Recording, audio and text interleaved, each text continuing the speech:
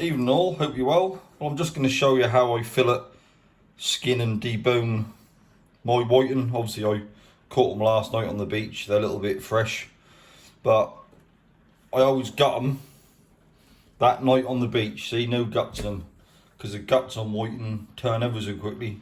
So the first thing I done, I just chucked them in the sink and give them a bit of a rinse. Just wash the gut cavity out. Obviously there should be much gut, but there might be a little bit. Obviously being on the beach, there could be a remnant or a bit of sand in them. So give them a wash. Wash the gut out and go over them. Then just let them drain for a couple of minutes. You normally see in the bottom of the sink, there's a few little stones and sand what stick to them. Stick to everything, sand, and it get everywhere. Horrible stuff. Just let them drain for a minute or two. Well, obviously got the old chopping board out. That's a bit scarred and that sort of thing, but that's been used a lot. Well, I use two knives to do this. I use a Victorinox boner knife. Not a lot of money, pretty cheap. Stiff blade. And then for the skinning part, obviously got a Henkel's fillet knife. Very good quality fillet knife. Flexible as hell and extremely sharp. But these Victorinox knives are good enough. But obviously with these little old thin whiting, I'm not going to cut round the ribs and everything, because once you cut round the ribs, there's nothing left, and we don't really get a lot of big whiting on our coast. All these whiting over the size of them, but they ain't very big. So thin fillet knife, I never use it on bone. It's razor sharp, and just the old cheapy Victorinox boner knife for everything else. Simple. Well, I just stuck the whiting on the board, to be honest. Most of the whiting we catch now are small old things. They ain't any size. It's not like years ago where the old chap used to tell you to go off before breakfast and get a bucket full of 1.5 pound or 2 pound whiting. Most of them are little old things, just like these are, 12 inches long. So all you do, cut behind the pectoral fin, then the other side, at an angle. Stick see there's a line of fins, stick the knife in, just the tip, and run it along the back. Halfway up, see, like there's the anal fin round here. Go straight through and pull it. So obviously that's no flapping.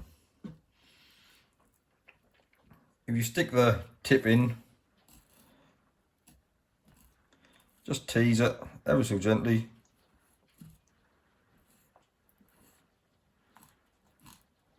You've got to be delicate. These are small old fish.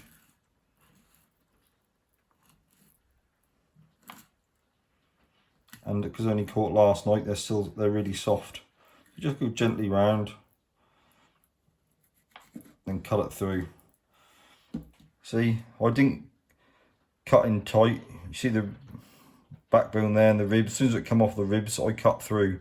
So that little belly flap ain't worth saving. It's a tiny little old thing, so it's thin. But if you look at the fillet and feel it, but on that middle section there's a row of bones. So all I do is get the knife, you see there, just along there, get the knife, cut it off at an angle, and that's all the bones gone. So now that's a boneless little, as a goujon really, any little old things. But they're lovely to eat. Well, now I've done that, I'll turn it over and do the same thing on the opposite side. It's a little bit more awkward on this side, but just get the tip in.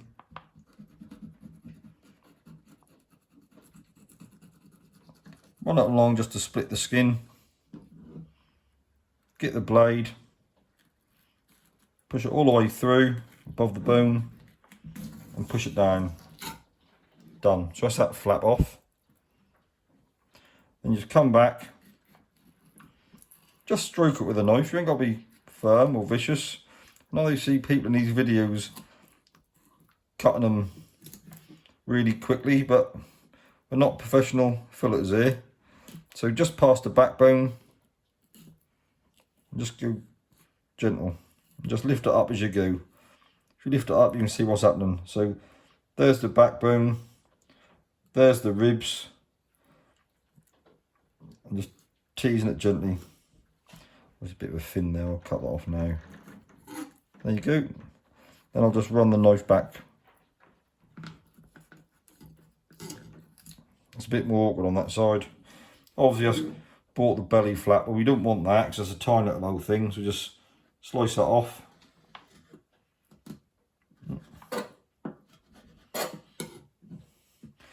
And feel for the bones. The bones run about 1.5 inches, just along that line there. So one more slice. Just get rid of them.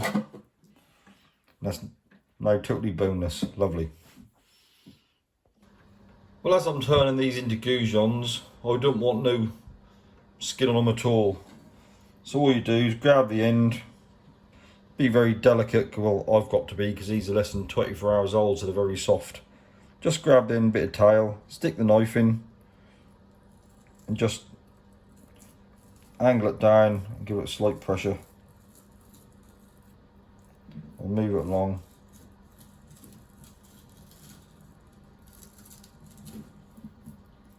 And hopefully, yep, that's a skinless goujon. Lovely. Well, obviously I've done it a few more times and that's all my skinless, boneless little goujons sitting on a plate. Lovely. All I've done, just dipped them in a bit of beaten egg and some breadcrumbs, bit of salt and pepper, and half of them I'll put a sprinkle of rosemary on.